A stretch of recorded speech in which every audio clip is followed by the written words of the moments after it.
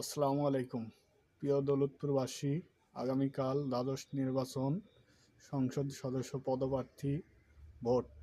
আপনাদের মূল্যবান ভোট ধানের শীষের প্রতীকে দিয়ে জয়যুক্ত করুন। আমি দৌলতপুর কলেজের সিনিয়র যুগ্ম সাবেক আহ্বায়ক।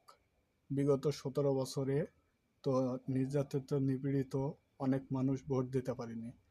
এখন ভোটের সময় আসছে, আপনাদের মূল্যবান ভোটটা ধানের শীষের প্রতীকে দিয়ে জয়যুক্ত করুন।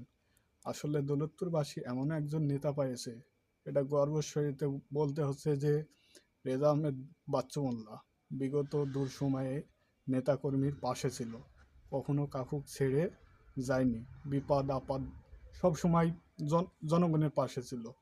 আমরা দৌলতপুরবাসী চাই খুলনা বিভাগে বাচ্চু মোল্লাকে সর্বোচ্চ ভোটে জয়যুক্ত করে তাকে আমরা ফুলের মালা দিয়ে বরণ করব এবং তার সঙ্গে যে সেন্টার থেকে সর্বোচ্চ ভোট পাবে, আমরা আমাদের নেতা রেজা আহমেদ বাচ্চু মোল্লাকে বলবো সেই সব এলাকায় থেকে প্রথম উন্নয়ন কার্যক্রম শুরু হবে। ঠিক আছে, আমাদের চাওয়া পাওয়া কিছুই নাই।